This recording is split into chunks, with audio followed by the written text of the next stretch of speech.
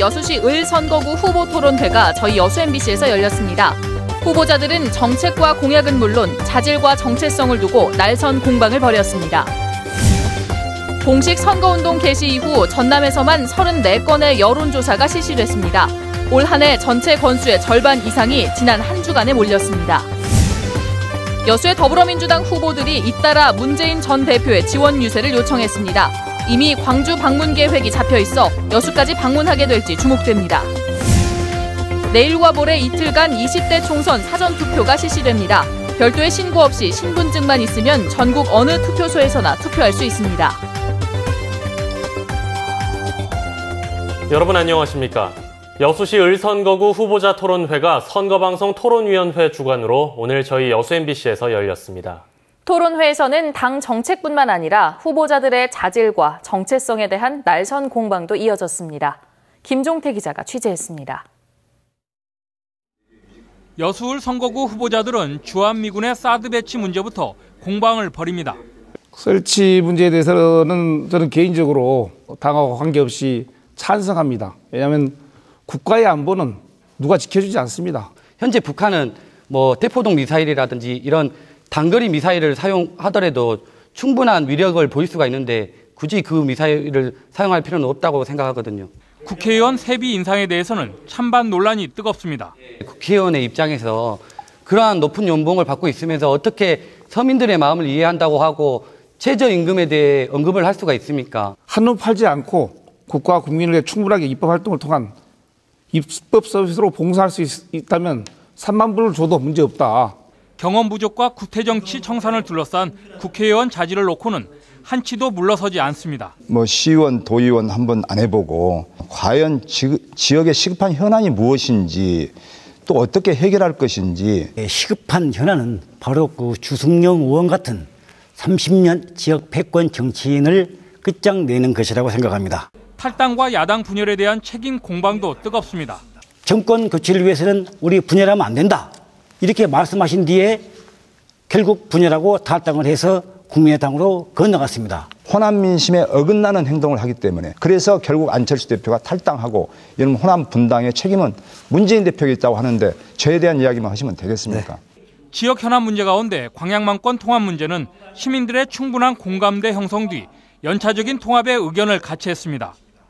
이 밖에도 이순신대교 관리 방안은 후보 대부분이 조속한 국도 승격에 따른 운영비 국가 부담을, 관광 활성화 방안은 지역만의 차별화된 컨텐츠 확보를 꼽았습니다. 한편 비초청 후보 연설에 나선 민중연합당 김상일 후보는 여수 국가산단 특별법 제정을 통한 지역 경제 활성화와 99%의 서민들에게 희망을 불어넣는 새로운 정치를 강조했습니다. MBC 뉴스 김종태입니다.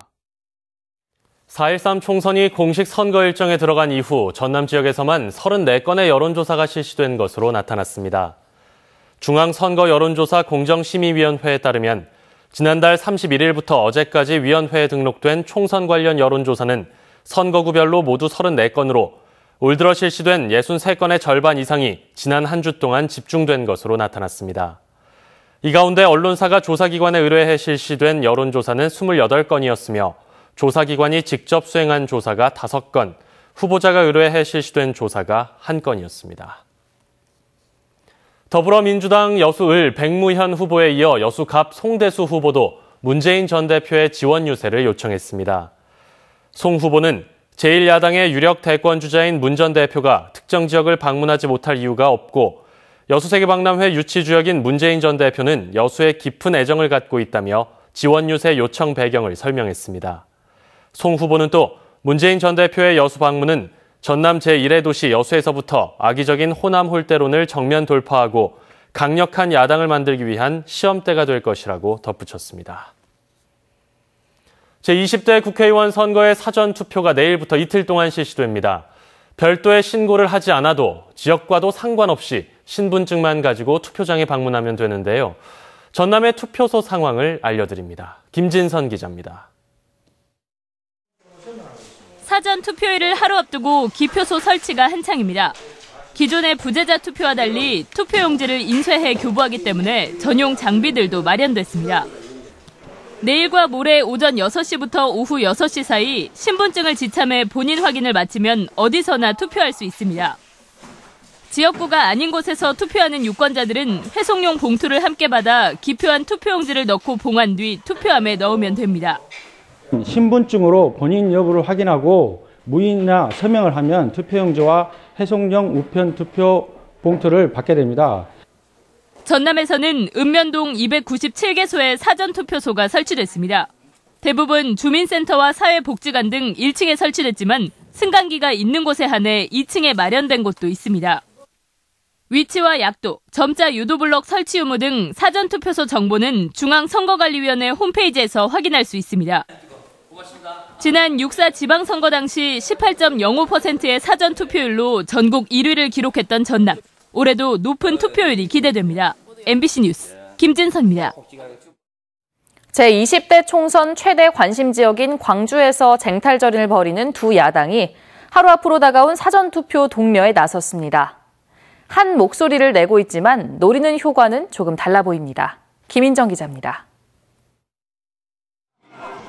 더불어민주당은 대학생들이 오가는 캠퍼스로 투표해서 헬조선 먹자! 투표해서 수저 먹자! 국민의당은 노인이 몰리는 경로당과 아파트 단지로 향했습니다. 가까운 투표 장소에 가서 사전투표하고 그리고 4월 13일 투표할 수 있도록 사전투표를 앞두고 인터넷과 SNS 등에서도 나란히 투표 독려에 나선 두 야당이지만 시선이 향한 곳은 달랐습니다. 더민주가 바라보는 건 20대입니다. 상대적으로 지지율이 높은 20대층에서 사전투표로 숨은표를 최대한 끌어올리면 판세를 뒤집을 수 있다고 판단하고 있습니다. 전남대학교 후문에서 사전투표 독려하는 이유도 젊은 층들, 정치에 무관심한 젊은 층들이 꼭 투표에 참여해 주십사라는 부탁의 말씀을 드리기 위해서 반면 국민의당은 지지가 높은 편인 5, 60대를 바라보고 있습니다. 상대적으로 시간이 많은 노인층이 사전투표장으로 많이 향해준다면 기선 제압이 가능하다며 공략에 나섰습니다. 연세가 있으신 어르신층에서 아마 사전투표를 많이 할 것으로 그렇게 판단하고 있고요. 실질적으로 어르신들에게 사전투표를 많이 독려하고 있습니다. 지난 2014년 지방선거에서는 광주 지역 전체 투표자 가운데 4명 중 1명은 사전투표를 했고 특히 20대의 사전투표율이 두드러졌습니다. 총선에서는 처음 도입되는 사전투표는 내일과 모레 이틀간 오전 6시부터 오후 6시까지 실시됩니다. 부재자 신고를 따로 하지 않아도 이렇게 신분증만 있으면 전국 읍면동에 마련된 사전투표소 어디에서나 투표가 가능합니다. MBC 뉴스 김인정입니다. 20대 국회의원 선거 사전투표가 내일부터 시작됩니다. 지금쯤 누구에게 한 표를 던질지 결정했거나 꼼꼼하게 따져보고 계실 텐데요. 우리 지역 후보들은 어떤 전과 기록을 갖고 있는지 문형철 기자가 정리해봤습니다. 먼저 여수시 갑 선거구에 출마한 무소속 이광진 후보는 지난 2007년 음주운전으로 벌금 100만 원의 처분을 받았습니다. 순천시 선거구 민주당 최영준 후보는 지난 2002년 음주운전으로 벌금형을 받은 뒤 이듬해에는 음주 측정 거부와 무면허 운전을 한 기록이 남아 있습니다. 광양 곡성 구례에 출마한 무소속 박형모 후보 역시 음주 측정 거부와 음주운전 전과가 확인됩니다. 벌금만 모두 900만 원입니다.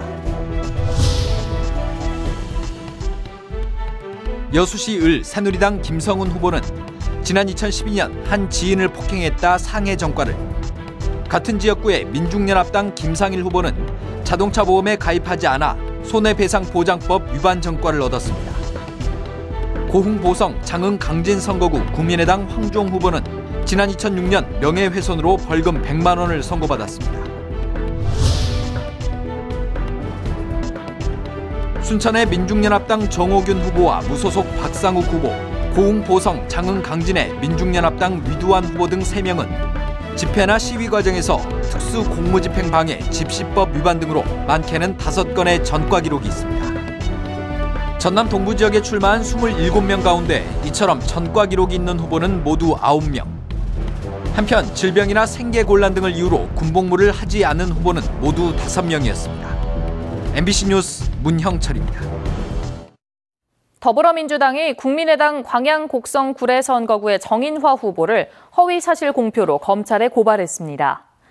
더민주당 우윤근 후보 선거대책본부는 오늘 기자회견을 열고 정 후보가 어제 광양읍 유세에서 광양시장이 측근들을 자신에게 보냈다는 취지의 발언을 했다며 현장 영상 기록과 함께 검찰에 고발했다고 밝혔습니다. 정인화 후보 측은 보도자료를 통해 정현복 시장과 가까운 인사들이 캠프에 합류한 사실은 있지만 시장이 보냈다는 표현은 사실관계를 확인하지 못한 상태에서 나온 말이었다며 사과의 뜻을 밝혔습니다. 순천시와 국립아시아문화전당이 지역사회 문화 발전과 공동 콘텐츠 개발에 상호 협력하기로 했습니다. 순천시와 국립아시아문화전당은 오늘 업무 협약을 체결하고 아고라 순천, 시립합창단 공연 등과 연계한 문화예술 공연 공동 개최를 비롯해 지역의 문화예술 발전과 홍보 콘텐츠 공동 제작을 통한 효율적 홍보에 적극 협력하기로 했습니다. 또 어린이문화원 등 아시아문화전당 내 각종 인프라를 활용해 어린이와 청소년 체험학습과 진로 탐색 활동을 지원하고 UCC 공동 제작 등 홍보 콘텐츠 개발에도 나섭니다. 순천시는 이번 협약이 문화예술을 통해 도시의 경쟁력을 높이는 계기가 될 수 있을 것으로 기대하고 있습니다. 고흥 소록도에 있는 병사성당과 마리안느 마가렛 수녀 사택이 문화재로 등록 예고됐습니다. 문화재청은 병사성당이 한센인들의 육체적, 정신적 치유 장소가 됐던 건물이며 두 외국인 수녀의 사택은 희생과 봉사정신이 깃든 상징적인 주택으로 역사적 가치가 높다고 설명했습니다. 문화재청은 30일간의 예고 기간을 통해 의견을 수렴한 뒤 문화재위원회 심의 등 관련 절차를 거쳐 문화재 등록 여부를 최종 결정할 예정입니다. 마크 리퍼트 주한 미 대사가 광양만 일대 산업단지와 항만 현장을 방문했습니다. 리퍼트 대사는 오늘 광양제철소와 여수광양 항만공사를 방문해 운영 현황을 보고받은 뒤 열연 공장과 항만 시설물 등을 둘러봤습니다. 리퍼트 대사는 내일 여수 지역을 방문해 여수 산단과 기업체 등을 돌아볼 예정입니다. LG화학 여수공장이 지역 하천 생태계 보호를 위해 토종 미꾸라지를 방류했습니다. LG화학 여수공장 직원들은 오늘 쌍봉천 인근에서 5,000마리 정도의 미꾸라지를 방류하고 하천 주변 정화 활동을 펼쳤습니다. 이번 방류 사업은 여수산단 141하천 가꾸기 사업의 하나로 펼쳐졌으며 생물종 다양성 확보에 큰 도움이 될 것으로 기대되고 있습니다. 포스코가 투명한 기업의 이미지 구현을 위해 윤리 경영 체제를 강화하고 나섰습니다. 포스코는 이달부터 공무원 등 거래 상대자들에 대한 행동 기준인 반부패 준수 지침을 적용하기로 하고 비윤리 행위를 신고한 임직원에게 최대 30억 원의 보상금을 지급하는 파격안까지 제시했습니다. 포스코는 지난해에도 쇄신한 발표를 통해 금품 수수나 횡령, 성희롱 등 비윤리적 행위를 저지른 임직원은 즉각 퇴출하고 사내외 모든 청탁을 클린 포스코 시스템에 남기는 것을 제도화한 바 있습니다.